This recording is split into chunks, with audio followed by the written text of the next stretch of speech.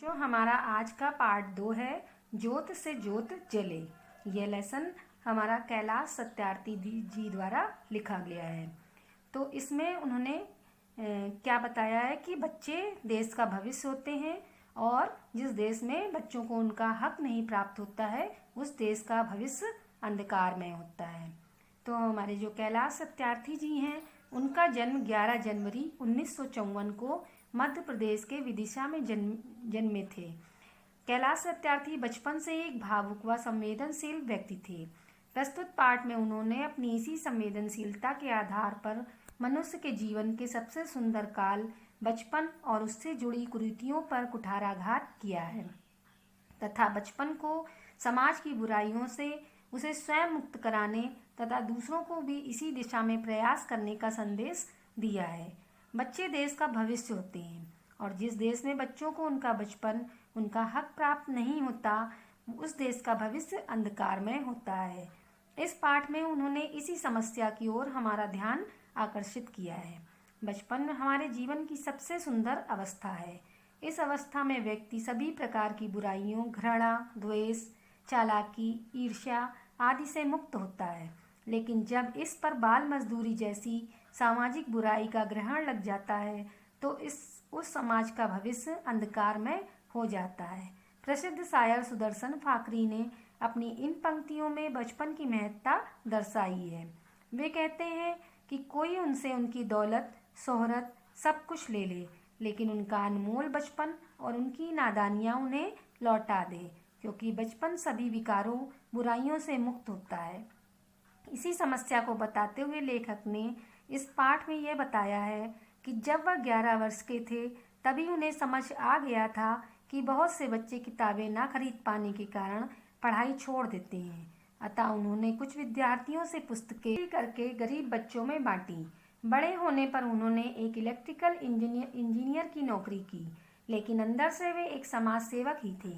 इसलिए नौकरी छोड़कर उन्होंने बाल अधिकार के क्षेत्र में काम करना शुरू किया। एक बार पंजाब में एक भट्टे पर बच्चों से मजदूरी कराई जा रही थी तथा उन्हें बेचने की तैयारी भी हो रही थी। तब उन्होंने वहां पहुंचकर उन्हें छुड़ाया, लेकिन भट्टे के मालिक ने पुलिस के साथ आकर उन्हें वहां से भगा दिया। लेकिन उन्होंने उसकी तस्वीर अखबार में छपवाकर उच्च न्यायालय में कार्रवाई की और मजदूरों को छुड़वाया। इसी प्रकार वे बाल मजदूरी के खिलाफ अभियान चलाते रहे। 108 देशों के 14,000 संगठनों के साथ उन्होंने विश्व यात्रा की। उनके प्रयास से प्रभावित होकर सार्क देशों ने कार्यदल बनाया और इस संगठन ने 80,000 बच्चों को मुक्त कराया।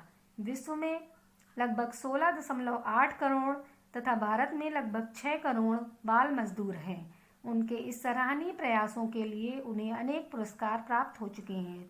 सन 2014 में उन्हें पाकिस्तान की नारी शिक्षा कार्यकर्ता के साथ नोबेल पुरस्कार से भी सम्मानित किया गया। तो बच्चों, हमारे कैलाश सत्यार्थी जी इसी प्रकार के एक व्यक्ति थे जिन्होंने बाल मजदूरी के खिलाफ अभियान चलाया और बच्चों को इससे मुक्त कराने में सराहनीय प्रयास किया। तो बच्चों, अब हम मौखिक प्रश्नों के उत्तर जानेंगे। तो हमारा पहला प्रश्न है, बचपन को जीवन का स्वर्णिम काल क्यों कहा जाता है? आंसर है, बचपन में व्यक्ति घृणा, बैर, द्वेष, ईर्ष्या जैसे सभी विकारों से मुक्त होता है, अतः इसे जीवन का स्वर्णिम काल कहा गया है। हमारा दूसरा प्रश्न है, सभी बच्चों को बचपन का सुख क्यों नहीं मिल पाता है? तो इसका मुख्य कारण गरीबी है। हमारा तीसरा प्रश्न है, सत्यार्थी जी ने देश विदेश में क्या क्या सराहनीय कार्य किए? सत्यार्थी जी ने देश विदेश में ऐसे संगठनों की स्थापना करने का सराहनीय कार्य किया है जो बच्चों को इस भयावह अंधेरे से निकालने का कार्य करती है। तो बच्चों, अब हम लिखित प्रश्नों के उत्तर जानेंगे। निम्नलिखित प्रश्नों के संक्षिप्त में हमें उत्तर देना है। तो हमारा पहला प्रश्न है, सारी दुनिया में लगभग कितने बाल मजदूर हैं तथा भारत में इनकी संख्या लगभग कितनी है? उत्तर है, सारी दुनिया में लगभग 16.8 करोड़ तथा भारत में लगभग 6 करोड़ बाल मजदूर हैं। हमारा दूसरा प्रश्न है, आर्थिक समस्या से घिरे बच्चे कहाँ कहाँ काम करते दिखाई देते हैं? आर्थिक समस्या से घिरे बच्चे ईंट, भट्टों, कालीन, कांच, पत्थर, खदानों, पटाखों तथा कारखानों और घरों में काम करते हैं। तीसरा प्रश्न है हमारा, कैलाश सत्यार्थी जी का जन्म कब और कहाँ हुआ था? तो उत्तर है बच्चों 11 जनवरी 1954 को मध्य प्रदेश के विदिशा में उनका जन्म हुआ था। अब हम निम्न प्रश्नों के उत्तर विस्तार से जानेंगे। तो पहला प्रश्न है हमारा, 11 वर्ष की अवस्था में हुए किस अनुभव ने सत्यार्थी जी को झकझोर दिया? उसके बाद उनके जीवन की दिशा क्यों बदल गई? तो इसका उत्तर है 11 वर्ष की अवस्था में जब उन्होंने यह महसूस किया कि बहुत से बच्चे किताबें खरीद ना पाने के कारण पढ़ाई छोड़ देते हैं, और जब उन्होंने छोटे बच्चों को भट्टे में बंधुआ मजदूरी करते देखा, इस घटना ने उन्हें झकझोर दिया और तभी से उन्होंने इस दिशा में बड़े स्तर पर बचपन बचाओ कार्यक्रम के द्वारा काम करना शुरू किया। हमारा दूसरा प्रश्न है, सत्यार्थी जी को कार्य में किन चुनौतियों का सामना करना पड़ा? उन्होंने उनका मुकाबला कैसे किया? तो सत्यार्थी जी को अपने इस काम में बहुत सी मुश्किलों का सामना करना पड़ा। उन्होंने लोगों के साथ लड़ाई झगड़ा और पुलिस और अदालत का भी सामना करना पड़ा, लेकिन उन्होंने बिना डरे बिना घबराए लोगों को अपने साथ लेकर बाल मजदूरी विरोधी विश्व यात्रा की। इस तरह उन्होंने इन सब का मुकाबला किया। अब बच्चों हम अर्थ ग्रहण संबंधी प्रश्नों का उत्तर जानेंगे। तो नीचे लिखे पाठ्यांश को ध्यानपूर्वक पढ़ते हुए पूछे गए प्रश्नों के हमें अब उत्तर देने हैं। तो पहला प्रश्न है हमारा, क्या सुनकर उनका खून खौल उठा? पहला प्रश्न है इसका आंसर है बच्चों से बंधुआ मजदूरी कराई जा रही है, यह सुनकर उनका खून खौल उठा। हमारा दूसरा प्रश्न है, बंधुआ मजदूरों को मुक्त कराने के लिए उन्होंने क्या किया? उत्तर है बंधुआ मजदूरों को मुक्त कराने के लिए उन्होंने अखबार में तस्वीर छपवाई तथा उच्च न्यायालय में केस कर उन्हें मुक्त कराया। हमारा तीसरा प्रश्न है, अखबार और अदालत ने उनकी क्या सहायता की?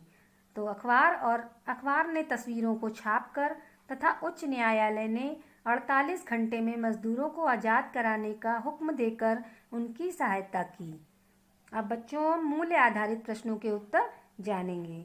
हमारा पहला प्रश्न है, बाल मजदूरी गैरकानूनी ही नहीं अमानवीय भी है, अपने विचार व्यक्त कीजिए। तो बच्चों इसका आंसर हम ये दे सकते हैं, बाल मजदूरी गैरकानूनी नहीं अमानवीय भी है। यह बात इसलिए सत्य है क्योंकि बच्चों के साथ जो लोग जुल्म करते हैं वे वास्तव में एक हृदयहीन व्यक्ति की श्रेणी में आते हैं। अगर किसी व्यक्ति के मन में मासूम बच्चों के लिए रहम, दया और प्यार नहीं है तो वह व्यक्ति वास्तव में व्यक्ति नहीं, वह एक जानवर की श्रेणी में आ जाता है। इसीलिए सरकार ने इसे अपराध भी माना है और यह अमानवीय भी है। अब हम भाषा और व्याकरण के प्रश्नों का उत्तर देंगे। पहला प्रश्न है हमारा, कोष्ठक में दिए निर्देशानुसार उत्तर लिखिए। तो यहाँ पे आपको ब्रैकेट में जो निर्देश दिया गया है हम उसी के अनुसार उसका उत्तर देंगे। तो पहला है हमारा कि इसमें संज्ञा का भेद बताइए। तो इसका वर्ड है भावुकता, जो कि एक भाववाचक संज्ञा है। दूसरा वर्ड है सच्चाई, जो कि एक भाववाचक संज्ञा है। दूसरा प्रश्न है हमारा, विलोम शब्द बताइए। गुमनामी का विलोम शब्द है मशहूर, शुरुआत का विलोम है अंत। हमारा तीसरा प्रश्न है, वाक्यांश के लिए एक शब्द बताइए। पहला हमारा वाक्यांश है जिसके मन में कोई कपट ना हो, आंसर है निष्कपट। हमारा दूसरा प्रश्न है, दर्द से भरा हुआ, तो इसका आंसर है दर्दनाक। हमारा घा क्वेश्चन है, अर्थ लिखकर वाक्य बनाइए। तो हमारा शब्द है जहर का घूंट पीना, इसका अर्थ है अपमान सहना। राम ने जहर का घूंट पी लिया परंतु कुछ नहीं कहा। ये हम वाक्य बनाएंगे।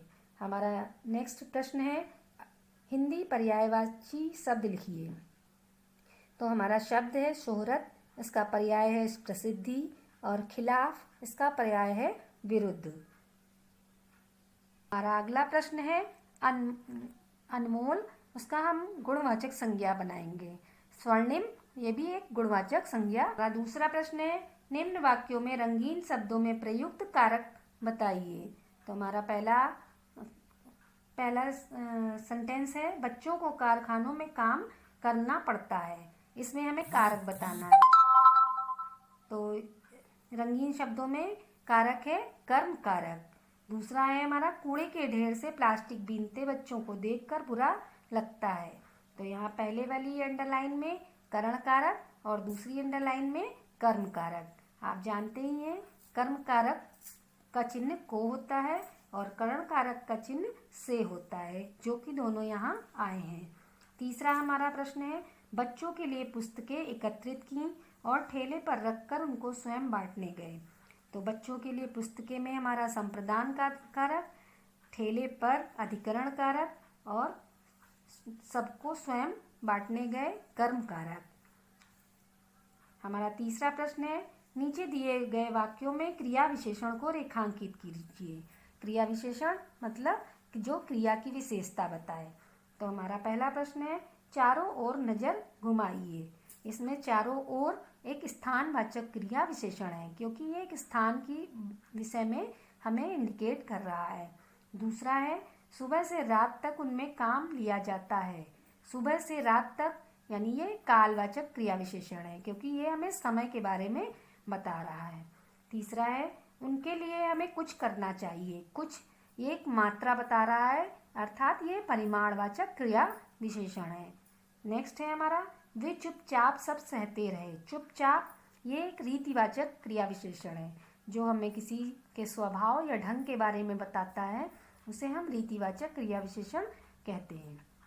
हमारा अगला प्रश्न है प्रयोग की स्थिति की विशेषता नीचे दिए गए शब्दों को सर्वनाम एवं विशेषण के रूप में प्रयुक्त करते हुए बनाइए। तो एक बार हमें सर्वनाम से वाक्य बनाना है और एक बार हमें विशेषण से वाक्य बनाना है। यहाँ पे हमारा शब्द है कुछ, तो हम पहले सर्वनाम से बनाएंगे बाजार से कुछ ले आओ। फिर हम विशेषण से बनाएंगे मेज पर कुछ फल रखे हैं। दूसरा शब्द है हमारा यह। सर्वनाम यह मेरा घर है। विशेषण यह पुस्तक मेरी है। सर्वनाम हम उन शब्दों को कहते हैं जो संज्ञा के स्थान पर प्रयुक्त किए जाते हैं और विशेषण जो किसी शब्द की विशेषता बताते हैं। हमारा अगला प्रश्न है पद परिचय दीजिए।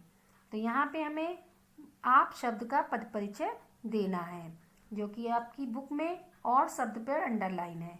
अगर हम आप, लेकिन वर्ड हमारा आप दिया गया है, इसलिए पहले हम आप को जानेंगे। आप हमारा संज्ञा, पहली सेंटेंस में हमारा आप जो है वो संज्ञा है। आप और वैभव मेरे घर आइएगा। दूसरा है हमारा क्या आप और बोलेंगे, तो इसमें आप सर्वनाम है। तीसरे में और कौन आपके साथ आया है, इसमें आप प्रश्नवाचक सर्वनाम है। चौथा आप और कॉफ़ी पिएंगे, इसमें आप सर्वनाम है। लेकिन अगर हम और को देखें तो और हमारा समुच्चय बोधक शब्द है। पहला और हमारा समुच्चय बोधक शब्द है। दूसरा और हमारा विशेषण है। तीसरा और हमारा प्रश्नवाचक सर्वनाम है और चौथा और परिमाणवाचक विशेषण है। हमारा दूसरा प्रश्न है कुछ लोग आ रहे हैं, ये एक जातिवाचक संज्ञा है। दूसरा कुछ खा लो अनिश्चयवाचक सर्वनाम है। तीसरा कुछ यानी कवि बहुत कुछ लिख चुके, ये परिमाणवाचक विशेषण है। जातिवाचक संज्ञा इसलिए कि हमें एक पूरे समूह का बोध हो रहा है। दूसरे में अनिश्चयवाचक सर्वनाम है, जहाँ पे कुछ निश्चय नहीं होता है वो अनिश्चयवाचक सर्वनाम होता है। और तीसरा कवि बहुत कुछ लिख चुके, इसमें हमें इसकी किसी काम के की जाने की मात्रा के बारे में पता चल रहा है।